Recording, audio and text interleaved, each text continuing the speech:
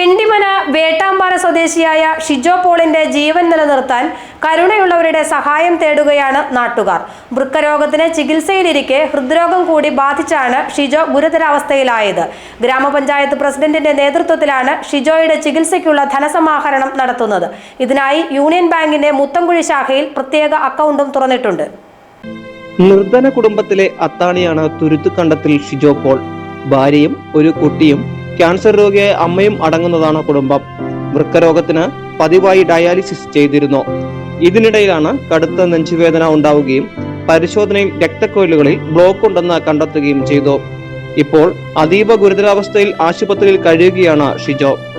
ജീവിതത്തിലേക്ക് മടക്കിക്കൊണ്ടുവരണമെങ്കിൽ open heart ശസ്ത്രക്രിയയല്ലാതെ പോംവഴിയില്ലെന്ന് ഡോക്ടർമാർ വിധിയെഴുതി. അതിനാകട്ടെ വൻ തുകയാണ് വേണ്ടത്. നിങ്ങൾ ഓരോരുത്തരും ചെറുതും വലുതുമായ സംഭാവനകൾ ഷിജോ പോളിന് വേണ്ടി നൽകണമെന്നാണ് നാട്ടുകാരുടെ അഭ്യർത്ഥന. യൂണിയൻ ബാങ്കിന്റെ മുത്തംകുഴി ശാഖയിലെ പ്രത്യേക അക്കൗണ്ടിലേക്ക് സഹായധനം അയക്കാം. ഗ്രാമപഞ്ചായത്ത് president Jessy Saju, ward member Sibi Paul, ഷിജോയുടെ ഭാര്യ സീന എന്നിവരുടെ പേരിലുള്ള ജോയിന്റ് അക്കൗണ്ടാണിത്. ഷിജോയെയും ഒപ്പം ഈ കുടുംബത്തെയും സഹായിക്കാൻ എല്ലാവരും മനസ്സ് കാണിക്കണമെന്ന് പ്രസിഡന്റ് അഭ്യർത്ഥിച്ചു. പിണ്ടിമന ഗ്രാമപഞ്ചായത്തിന്റെ വേട്ടാമ്പാറ 1-ാം വാർഡിൽ ഷിജോ പോൾ തുരുത്തുകണ്ടത്തിൽ എന്ന് പറയുന്ന പയ്യൻ ഡയാലിസിസ് പേഷ്യൻ്റ് ആയിരുന്നു. ഒരു അമ്മ ക്യാൻസർ പേഷ്യൻ്റാണ്. 2 കുട്ടികളും ഭാര്യയുമുണ്ട്. അപ്പോൾ ട്രീറ്റ്മെൻറ്റിലിരിക്കുകയാണ്.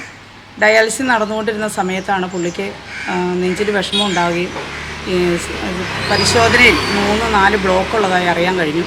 അത് ഓപ്പൺ സർജറിയിലൂടെ മാത്രമാണ് ജീവൻ രക്ഷിക്കാൻ പറ്റുള്ളൂ എന്നാണ് ഡോക്ടർമാർ പറഞ്ഞിട്ടുള്ളത്. അതുകൊണ്ട് യാതൊരു നിവൃത്തിയുമില്ലാത്ത ഒരു നിർധന കുടുംബമാണ്.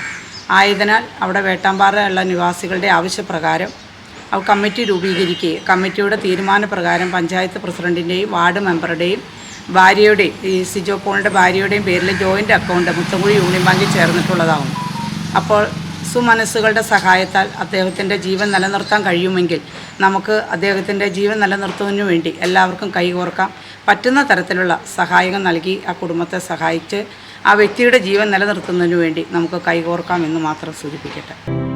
വർഷങ്ങൾക്ക് മുമ്പ് തടി മുറിക്കുന്നതിനിടെ തടി ദേഹത്ത് വീണത് മൂലമാണ് ഷിജോയുടെ വൃക്കകൾക്ക് തകരാറുണ്ടായത്. ഡയാലിസിസ് ചികിത്സ നടത്തി വരുമ്പോഴും ഓട്ടോറിക്ഷ ഓടിച്ച ഷിജോ കുടുംബം പുലർത്തിയിരുന്നു. ഇപ്പോൾ അതിനും കഴിയാത്ത അവസ്ഥയിൽ എത്തിയിരിക്കുകയാണ് ഈ യുവാവ്. GTV news, Kothamangalam.